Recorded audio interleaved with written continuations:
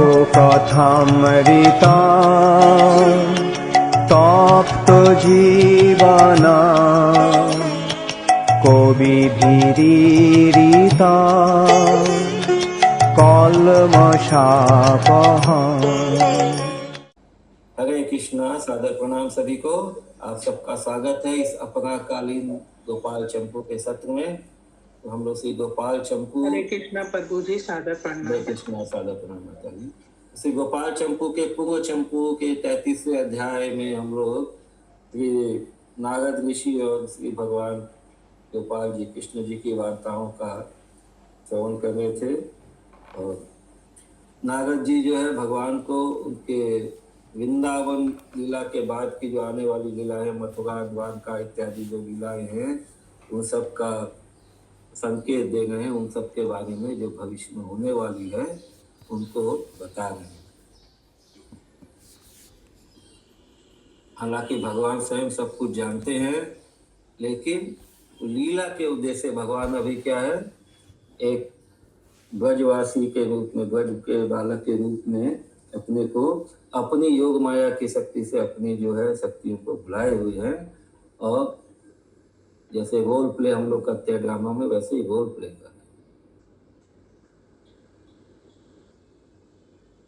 और हमने देखा कि कैसे नारद जी से जब वो पूछते हैं कि आखिर में कब ब्रजवासियों से मिलन होगा, कब वृंदावन वापस जाना होगा, तो नारद ऋषि बताते हैं उनको कि एक बार जब कुरुक्षेत्र में बलराम जी के तीर्थ यात्रा के पहले, क्योंकि जब महाभारत युद्ध होता है उस समय बलराम जी तीर्थ यात्रा पे चले जाते हैं, तो उनके तीर्थ जाने के पहले, यात्रा में जाने के पहले एक सूर्य ग्रहण के समय कुरुक्षेत्र में जो है सब बड़ा संगम होगा। यदुवंशियों मथुरा वासियों का वहाँ पे ब्रजवासी जन भी आएंगे। उस समय भगवान का अपने प्रिय ब्रजवासियों से मिलन होगा। तो ये सब हमने पिछले सत्र में पढ़ा था।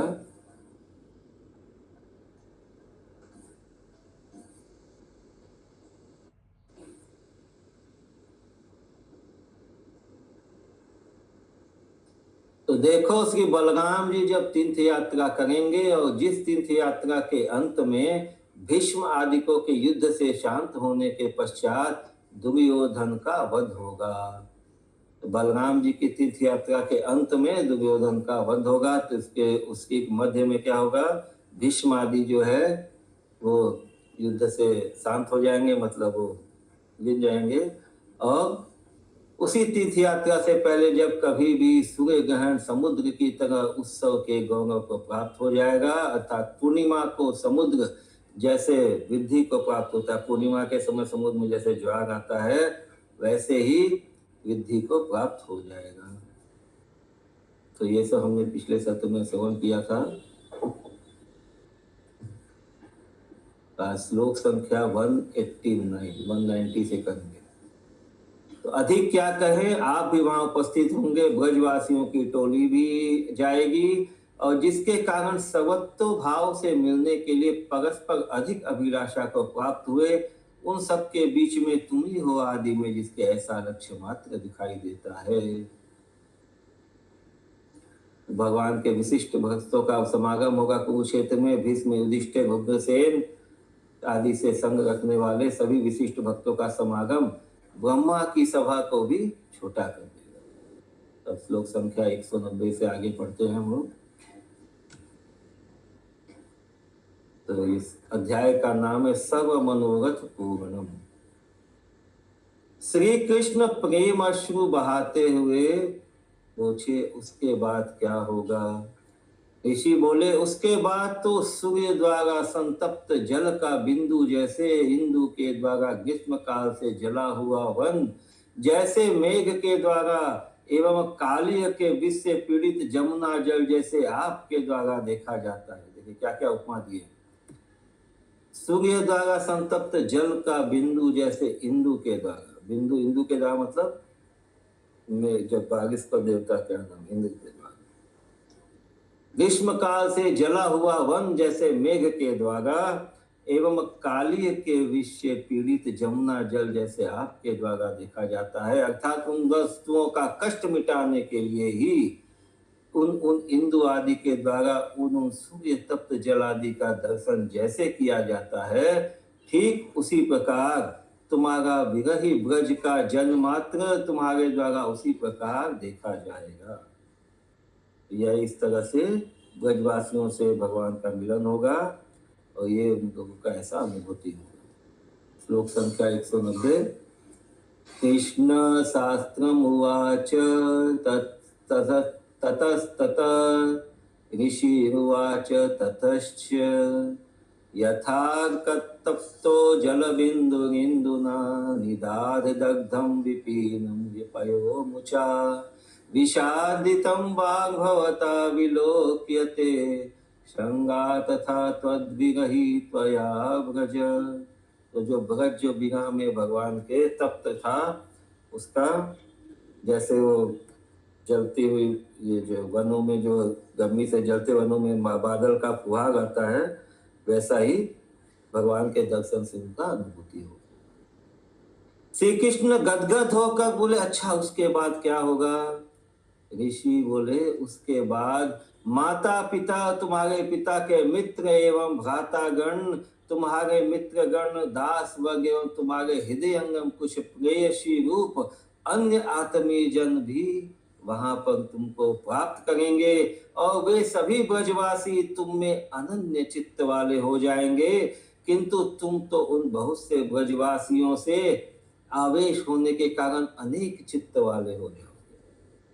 तो ब्रजवासियों का एकमात्र लक्ष्य क्या है? कृष्ण। तो वो लोग अनन्य चित्त, और कोई नहीं, नो अदर, अनन्य चित्त वाले, मतलब एकमात्र कृष्ण लाभ किसी को वो लोग नहीं ये समझेंगे। और कृष्ण अनेक चित्त वाले हो जाए, क्योंकि अनेक ब्रजवासियों को जो है वो अपने हृदय में धारण करने के कारण अनेक चित्त वाले हो जाएंगे। श्लोक संख्या 191। कृष्ण सगद्गदम् उवाच ततस्तत ऋषिरुवाच ततश्च माता तात पितृसहचरा भ्रातरो बन्धुवर्गा दाशाहिदास्तव निजजना केचिद् अन्ये च तत्र प्रापश्यन्ति त्वां भवति च भविष्यन्ति ते अनन्यचित्ता तेष्वावेशाद बहुषु भविता नेकचेता भवास्तु।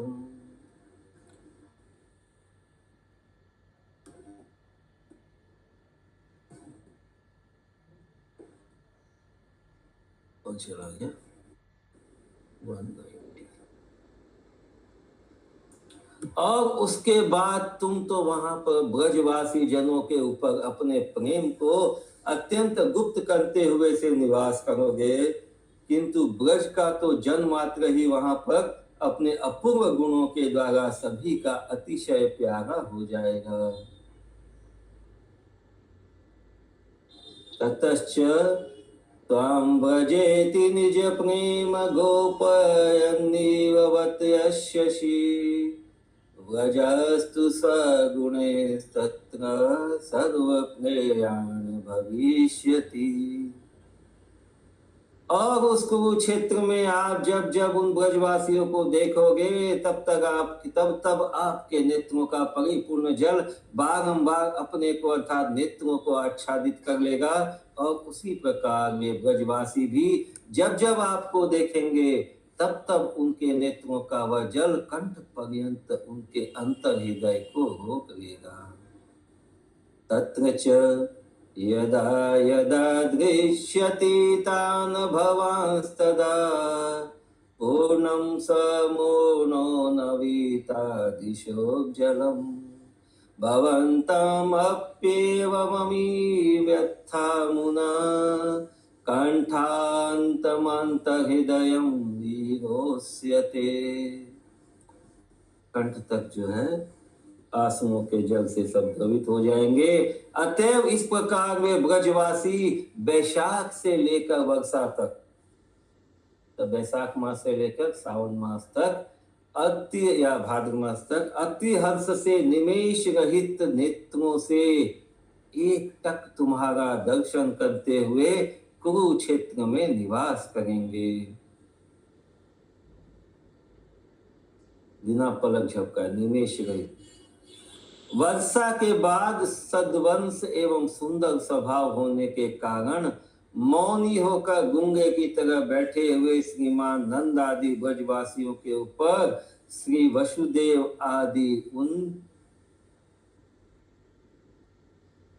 यदुवंशियों के अंतःकरण के परम स्नेही भाव को विचार कर और उत्पन्न हुए पुत्र पौत्रों के देखने के कारण तथा शत्रु पक्ष को प्राय विनष्ट हुआ देखने के कारण अपने में अविश्वास के दूर हो जाने से सुखीपन को भी देखकर सभी के द्वारा प्रशंसनीय चरित्र वाले तुम बलराम, उद्धव एवं रोहिणी को सहायक बनाकर उन्हीं के साथ एकांत में विचार पूर्वक अपने वृंदावन एवं अपने समस्त ब्रज के दर्शन का स्मरण कर एवं निश्चय करके श्रीमान नंद आदि ब्रज जनों को सांत्वना पूर्वक मथुरा संबंधी देशों को ही प्रस्थापित कर दोगे, यानी कि उन सबको ब्रजवासियों को वापस मथुरा ब्रज वृंदावन की तरफ भेज देंगे। इसी बात को श्री सुखदेव जी ने भी कहा है कि उसके बाद श्री नंद जी सभी मनोरथों से परिपूर्ण होकर ब्रजवासी बंधु बांधवों के सहित यदुवंशियों के द्वारा विदा होकर ब्रज में चले आए इत्यादि। और यहाँ पर कामना शब्द से वे ब्रजवासी कमल नयन श्री कृष्ण के ऊपर अपनी सारी संपत्ति न्यौछावर कर चुके हैं। इस प्रकार की पूर्वोक्ति के कारण उनकी कामनाएं तुम्हारे ब्रज में आने के तात्पर्य से ही भरी पड़ी है। और कुरुक्षेत्र की विदाई के समय से उन ब्रज जनों की उन विशेष अवस्थाओं का वर्णन तो हमारी बुद्धि पर पर्दा डाल देता है, अतः अत्यंत विस्तार से प्रयोजन नहीं है। मतलब इतना करुण दृश्य था जब ये ब्रजवासी जो है वापस लौट रहे थे नंद महाराज आदि, तो उसका वर्णन जो है संभव नहीं है। 195 इदमेव बादरायणी गप्याः श्रीमद्भागवतम 10.84.67 ततः कामे पूर्यमाण सब्रज सह बांधव इत्यादिना कृष्णे कमलपत्राक्षे संन्यस्ता अखिल राघश इति पूर्वोक्ते स्तवदागमन तात्पर्या एव तेषां कामा इति प्रस्थापन समयतस्तेषा विशेष अवस्था वर्णनम तु तदस्माकं बुद्धिमास्त्रिणोतीत्य ललमित अलमित विस्तरेण अलमति विस्तरेण। इसका विस्तार का प्रयोजन नहीं है। श्री कृष्ण बोले भगवान हमारी अवस्था का वर्णन तो कर दो।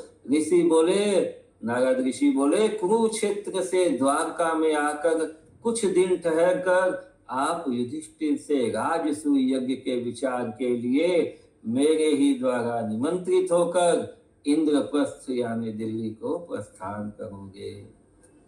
तो भगवान कहाँ जाएंगे? वहां से इंद्रप्रस्थ, दिल्ली में राजसूय यज्ञ के लिए हस्तिनापुर।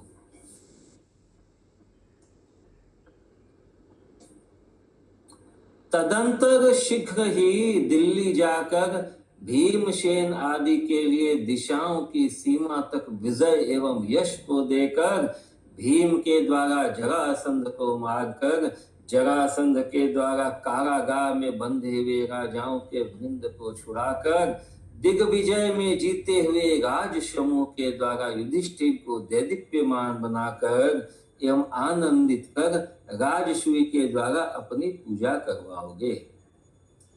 और उसके बाद क्या होगा? हमको निमंत्रण मिलेगा वहां आने का। इंद्रप्रस्थ में कौन देगा? स्वयं नारद ऋषि आके निमंत्रण देंगे। और वो जब दिल्ली को प्रस्थान करेंगे दिल्ली जाके भीमसेन आदि के लिए दिशाओं की सीमा तक सारे समस्त दिशाओं दिग्विजय करने के लिए, सभी दिशाओं में विजय करने के लिए जो भीमसेन, अर्जुन, नकुल, सहदेव इत्यादि जो है वो सब दिशाओं में जाएंगे उनके उद्देश्य से कि भीम को एक द्वारा जरासंध को मारा जाएगा, जरासंध के कारागार में जो राजा थे बंदे उन सबको छुड़ाया जाएगा और दिग्विजय में जीते हुए जो राजा थे वो युधिष्ठिर को अपना सम्राट मान के आनंदित करके और भगवान की राजसूय यज्ञ में अग्र पुरुष के रूप में पूजा होगी।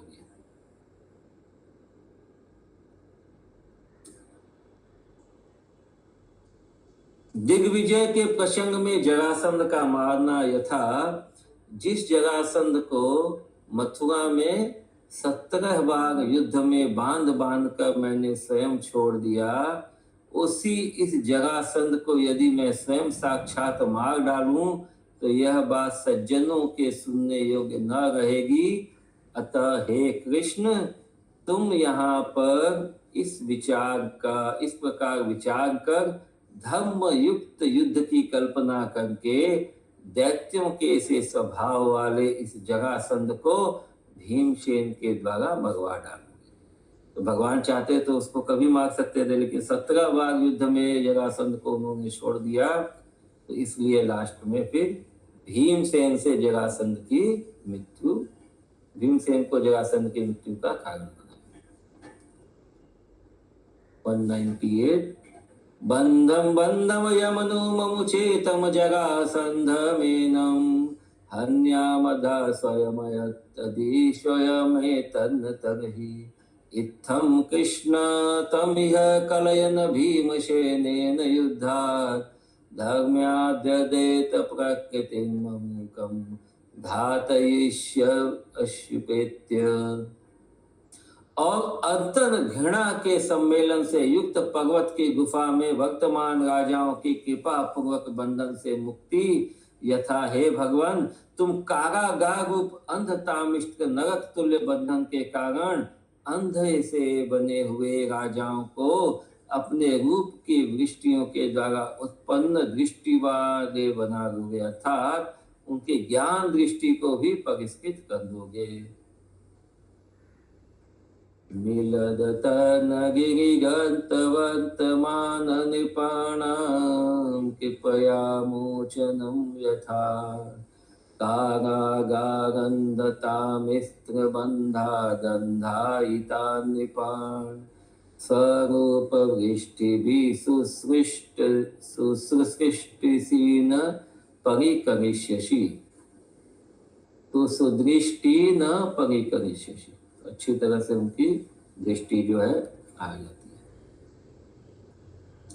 आगे राजसूय का वर्णन यथा पांडु पुत्र भीम अर्जुन आदि के द्वारा तुम भूपतियों के समूह को जीतकर एवं जीते हुए उन भूपतियों को, भूपति मतलब राजाओं को अपने अनुगत बनाकर पांडवों के विरोधी चेदीराज शिशुपाल की को सभा में ही मारकर उन पांडवों के उस राजसूय को संपन्न करोगे।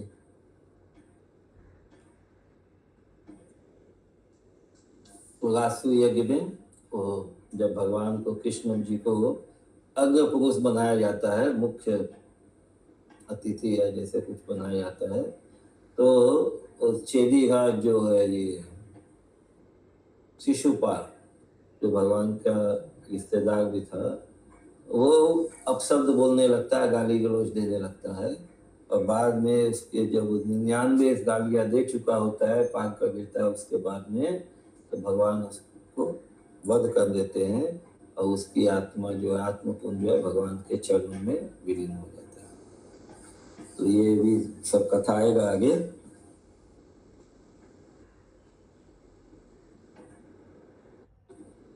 राजसूयम यथा निर्जित्य क्षितिपतिमण्डलानि पाण्डव पुत्रे अनुगमितानि संघटय्य चेदिशं सदसि निहत्य तद्विरुद्धं तेषां तद्विरचयितासि राजसूयम्। यज्ञे तस्मिन् लोका नृपतितवधिपा विप्रभिक्षिभर्या स्वर्गस्था स्वर्गपाला स्त्रिदश मुनिवरा किंच वेदा शिवश्च दृष्टया श्रुत्यापि तत्तद् बहुविध भगवन् द्रुपवृन्दस्य विज्ञात् पश्यन्तो रूपमेतत्तव किमपि मुहुर्विस्मरिष्यन्ति सर्वम्। अब उस राजसूय यज्ञ में मनुष्य लोग, मंडलेश्वर राजा, उनके अधिपति, चक्रवर्ती, ब्राह्मण, विप्र, ऋषिगण, स्वर्गवासी, गंधर्व आदि देवगण, इंद्र आदि देवगण, देवर्षि श्रेष्ठ, किंच ब्रह्मा और शिव जी, ये सब वामन, रामचंद्र आदि उन भगवत रूपों के समूह के दर्शन से एवं श्रवण से भी जानकार थे, तो भी तुम्हारे इस अनिर्वचनीय रूप को बार बार देखते हुए सब कुछ भूल जाएंगे। तो ये जो सारे लोग वहां रहेंगे, ब्रह्मा जी, शिव जी, वामन देव, रामचंद्र आदि उन भगवान के रूपों के समूह, तो ये लोग जब सब भगवान के कृष्ण जी का दर्शन करेंगे तो सब कुछ भूल जाएंगे। राजसूय इस प्रकार राजसूय को विस्तारित कर कुंती पुत्रों को सम्मानित कर जब द्वारका में जाओगे तब सज्जनों के कष्ट कंटक एवं देवताओं के शत्रु साल्व को शिव जी की दुई लोहमयी आकाश चागिनी पुरी के द्वारा उस द्वारकापुरी को चारों ओर से घेर कर निंदित रूप से घूमते हुए देखकर पांचजन्य शंख को पूरी तरह से बजाकर अनायास ही मार डालोगे।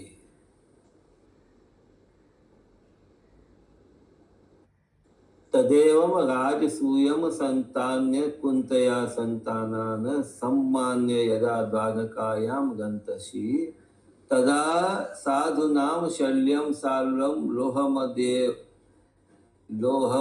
य अद्योमच चारिपुर्या पर्यगेव ताम आवार्य च उच्चूयमानं दृष्ट्वा पूर्वमान पांचजन्य सन अति प्रियतस्तं देव सपत्नं हनिष्यसि।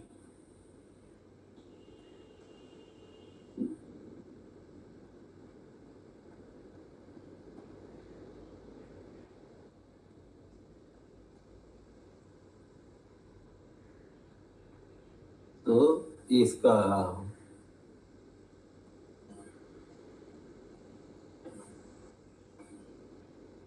साल्व का वध होगा। देवताओं के शत्रु साल्व को शिव जी की दी हुई जो पुरी थी, लोहपुरी, मायापुरी, उस द्वारकापुरी को चारों ओर से घेर कर निंदित रूप से घूमते देखकर शंख को बजाकर उसको मार डालेंगे। उसके बाद त्रिपुरासुर का अंत करने वाले शिव जी ने जिस प्रकार उसके तीनों पुरों का विध्वंस कर दिया था, उसी तरह तुम भी क्रोध करने वाले, युद्ध करने वाले, आकाश रूप मार्ग वाले, द्वारका को रोकने वाले एवं 100 भपू का ध्वंस कर दोगे।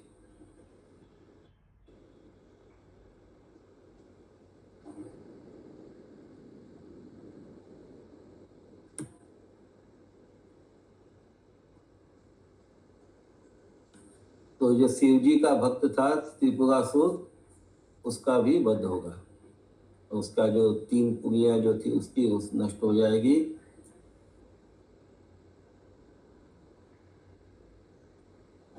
सौभपुर का वध ध्वंस करेंगे। कवि जन सौभपुर ध्वंस के संबंध में इस प्रकार गाएंगे कि गूलक के फल में बैठा हुआ किमी तभी तक अपने आडंबर से गर्वित बना रहता है जब तक वह फल हाथी के दांतों के बीच में नहीं पड़ता। ततश्च उद्यदुद्युद्यत् सौभपूगं व्योमाद्वारकारूढं भयंसि हर्ष्यसि तद्वयद्वत् त्रिपुरं त्रिपुरान्तके। ओडुम्बरेकमेस्ताव निजजाडम्बरगर्वित यावन्न दन्ति दन्तानां पतति तत्फलम् तदेव समस्य विचार्यते यदा। कविजन श्री कृष्ण अभी भी ब्रज भूमि में जाना कितने विलंब से युक्त है। अभी भी श्री कृष्ण वही पूछ रहे हैं कि अब ब्रज भूमि में जाने का कब समय आएगा। तो ऋषि बोलते हैं आयति उत्तम काल में ब्रज भूमि में जाना आ ही रहा है, सुनिए।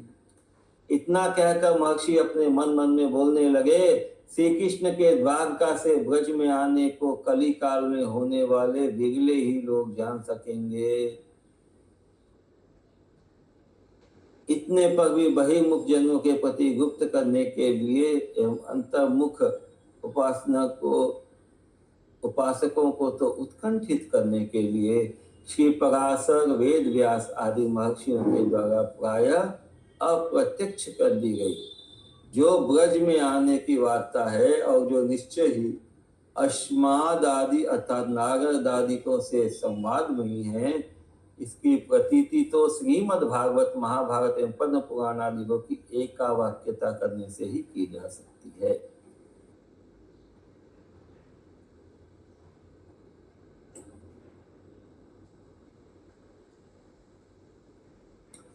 तो नारद जी बता रहे हैं कि जब श्री कृष्ण का वापस द्वारका से ब्रज में जाना ये बहुत गुह्य है। ये कली काल में बहुत बिरले लोग, मतलब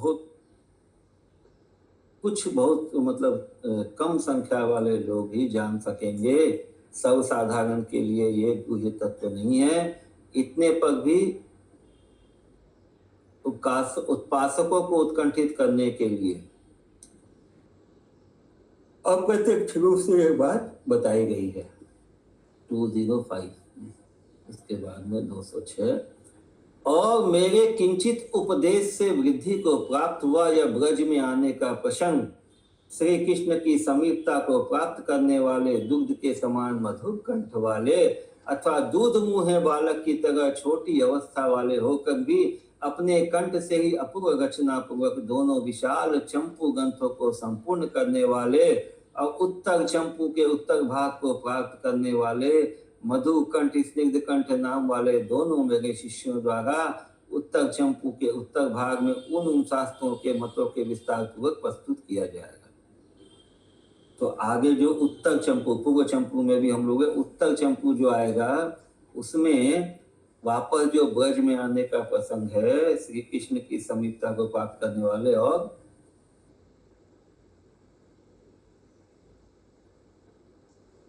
ये कौन बोलेगा? ये स्निग्ध कंठ और मधुकंठ। मधुकंठ, स्निग्ध कंठ नाम वाले दोनों मेरे शिष्यों द्वारा उत्तर चंपू के दोनों मेरे शिष्यों, मतलब किसके शिष्य? नारद जी के शिष्य। वो उत्तर चंपू के उत्तर भाग में, उत्तर चंपू का भी उत्तर भाग में, मतलब एंड में उन सब शास्त्रों के मतों के अनुसार ये सब आगे का जो ये गुह्य रहस्य भगवान का वापस वृंदावन जाना द्वारका से ये आएगा। वही संक्षेप करके यहाँ भी विचारा जाता है यथा जिस समय साल्व का युद्ध प्रकट हुआ था उसी समय पांडवों के संबंध में जुए के द्वारा वनरास रूप दंड हुआ था। जिस समय द्वारका में वो साल्व जो आया था उसका वध हुआ था, उसी समय उधर जो है क्या नाम, इंद्र हस्तिनापुर में जो है दूध कीड़ा में जो पांडव लोग जो है हार करके वनवास की तरफ जा गए थे। यहाँ महाभारत के वन पर्व की कथा है और साल्व के प्राणों को दंड देकर कुटिलता करने में अत्यंत कोप करने वाला दंतवक्र, साल्व के बाद दंतवक्र का नंबर आएगा, अपने भाई विदुरथ के सहित मधुपुरी के द्वार पर इन्हीं श्री कृष्ण के द्वारा खंड खंड करके खंडित कर दिया जाएगा। मधुपुरी यानी मथुरा। यह पद्म पुराण के उत्तर खंड की कथा है। और उसके पश्चात श्री कृष्ण का पुनः ब्रज में आना शिव पार्वती के संवाद में रहस्य में पद्म पुराण में ही स्पष्ट दिखाई देता है। और ब्रज आगमन सत्य संकल्प होने के नाते विशाल कीर्ति द्वारा विख्यात भगवान श्री कृष्ण एवं भगवत भक्त श्री उद्धव जी की क्रमशः मैं अवश्य ब्रज में आऊंगा इस प्रकार दूतों के द्वारा संदेश दिया एवं श्री कृष्ण शीघ्र ही ब्रज में आएंगे इत्यादि बहुत सी प्रतिज्ञाओं के अनुसार श्रीमद् भागवत ग्रंथ ने भी निश्चित रूप से प्रकट कर दिया है। केवल प्रतिज्ञा मात्र ही प्रतीति की पात्र बनाई हो सो बात नहीं, किंतु श्री कृष्ण का ब्रज में आना भी साक्षात लिख कर दिखा दिया है। तो ये बोल रहे हैं कि ये सब भागवतम में भी है ग्रंथ में। 207 श्लोक संख्या 207। आगमिष्यत्यधिघेन इत्यादि बहुताग उद्धव उत्ताग भगवद भागवतानां प्रतिज्ञानुसारात् श्रीमद्भागवतेन अप्युदभावितं न केवलं प्रतिज्ञा मात्रं तत्र प्रतीति पात्रिकृतं किंतु तदागतिरपि अप्यधिकृता।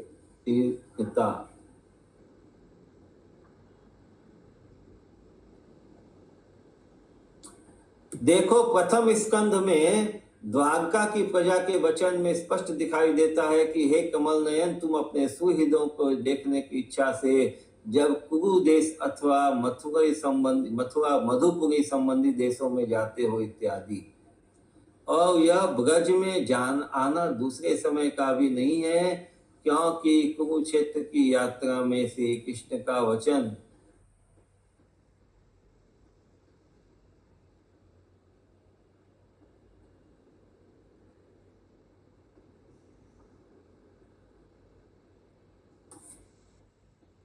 अतः ऐसी स्थिति में नहीं। हे कमल ने तुम अपने सुहृदों को देखने की इच्छा से जब कुरु देश में अथवा मधुपुरी संबंधी देशों में जाते हो, तो हम लोग कृष्णा बुक में पढ़ते हैं ना, ये 10वें स्कंद में कि भगवान जब गृहस्थ जीवन यापन करते हैं तो बीच बीच में मधुपुरी इत्यादि देशों में जाते हैं, मतलब मथुरा इत्यादि में जाते हैं। और ब्रज में आना दूसरे समय का भी नहीं है, अर्थात क्योंकि कुरुक्षेत्र की यात्रा में श्री कृष्ण का वचन उस ब्रज के आगमन को उसी समय का बता रहा है। यथा देखो हे सखियों, अपने भक्तों के प्रयोजन सिद्ध करने की इच्छा से चले जाने वाले एवं शत्रु पक्ष को नष्ट करने में चित्त लगाने वाले तथा तुम्हारे पास आने में देरी लगाने वाले हमको भी कभी याद कर लेती हो क्या। इस वाक्य में विदुरथ पर्यंत शत्रु वधि व्रजागमन रूप विषय में अवधि प्रमाणित कर रहा है। और कृष्ण विदुरथ का वध लगता है ब्रज में हुआ था जब भगवान वापस ब्रज में लौटे थे।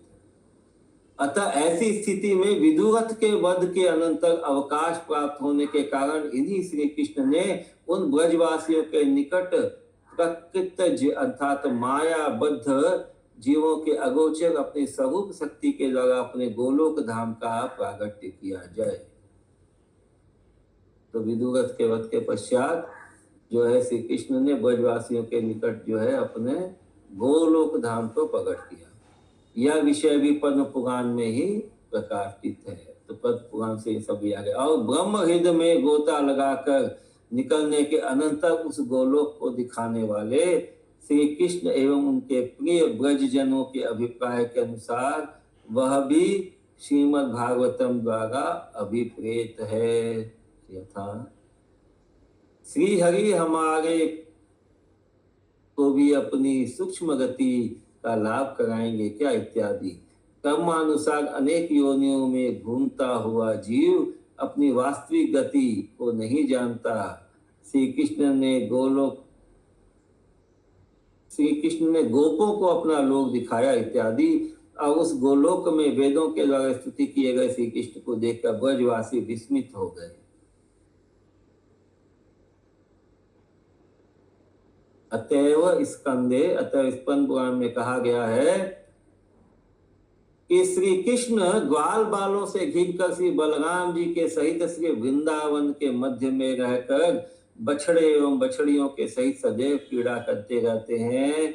इस लोक में वृंदावन में सदा स्थित रहने का वाचक सदा शब्द का जो प्रयोग है वह ध्रुव जी एवं गजेंद्र आदि भक्तों के प्रयोजन के लिए अन्यत्र जाने से वैकुंठ नाथ का सदा वैकुंठ में रहना है जैसा बाधित नहीं होता, उसी प्रकार श्री ब्रजराज कुमार का मथुरा आदि में जाने से भी श्री वृंदावन में सदा रहना बाधित नहीं होता। तो बहुत इंपॉर्टेंट श्लोक है, यहाँ इसको प्रूफ किया जा रहा है कि भगवान यदि मथुरा द्वारका इत्यादि जाते हैं तो भी वो वृंदावन में नित्य निवास करते हैं।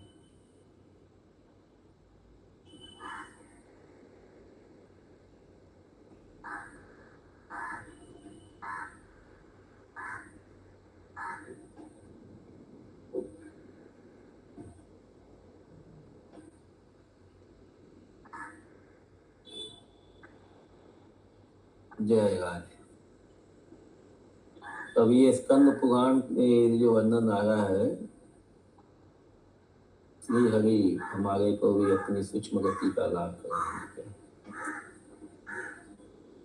स्कंद पुराण में इसका वर्णन आया कि बलराम जी के साथ में श्री कृष्ण जी वापस वृंदावन में जाते हैं।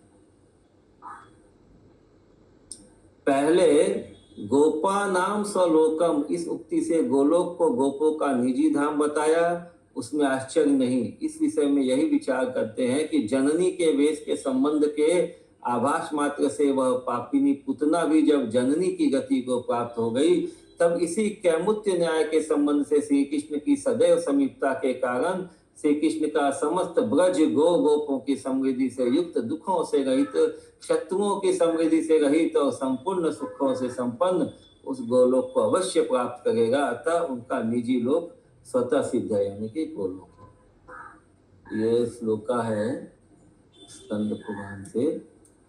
वत्सेवक्त सतरीभिश्च स रामो बालकैर्वृत वृंदावनान्तर्गत सदा क्रीडति माधव, सदा स्थिति प्रयोगश्चात्र वैकुंठनाथस्य ध्रुव, गजेन्द्राद्यर्थमन्यत्र गमनेन वैकुंठ इव श्री गजेन्द्र नंदनस्य मथुरादिगमनेन वृंदावने अपि न बाध्यते। अन्यदं विचार्याम जननी वेश संबंधाभासात पूतानि कापि सा, जननी गतिमव्राजिदिति कैमुत्ययोगत। तो पूतना जैसे जितने जननी का केवल वेश बनाया था, उसकी मनसा तो माँ के जैसी नहीं थी, किंतु उसको भी भगवान ने अपनी माँ धाई का, अपने माँ का पद दिया। वैसे ही उपकृष्णम कृष्ण घोषम सुगो गोपम तदा पश्यति, अति दुखम दुष्प्रतीपम तद गोलोकम सुशर्म च। इसीलिए वैसे ही गोप, जो गोप थे, जो बाल बाल थे, उनको गोलोक का अधिकारी बनाया। किंच सांग यावद वैभवम च ब्रज कृष्णम व्रजिष्यति, स कृष्णमनुकृष्णं यो धास्यति च शरामकम्। च द्वादश स्कन्धमेवं श्रीभागवतं ईक्षते, यथा शक्ति बुधो अन्यस्य शक्ति प्रति न विद्यते। किंतु वह ब्रज सांगोपांग संपूर्ण वैभव से युक्त श्री कृष्ण को प्राप्त करेगा, और जो ब्रज श्री कृष्ण के सदी श्री कृष्ण के योग्य विषय का श्री बलराम के सहित पोषण करेगा, और बुद्धिमान जन अपनी शक्ति के अनुसार श्रीमद् भागवत को 12 स्कंद पर्यंत इसी प्रकार के सिद्धांतों से भरा हुआ देखता है, किंतु भक्ति विमुख अन्य साधारण जन की तो देखने की शक्ति का लेश भी विद्यमान। तो भक्ति से, जो भाव से, श्रद्धा से 12वें स्कंद तक जो भागवतम में वर्णन है वो सब कृष्ण की लीला, कृष्ण कथा ही है। किंतु जो भक्ति विमुख है, जिसमें श्रद्धा नहीं है, भाव नहीं है, वो साधारण जन वो उसको दर्शन नहीं कर सकता, देख नहीं सकता।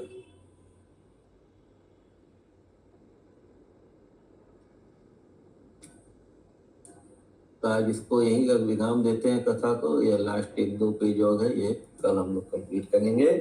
श्री गोपाल चंपू की जय। जय जय जय जीव गोस्वामी पाद की जय। श्रील प्रभुपाद की जय। हरे कृष्णा, सादर प्रणाम सभी को।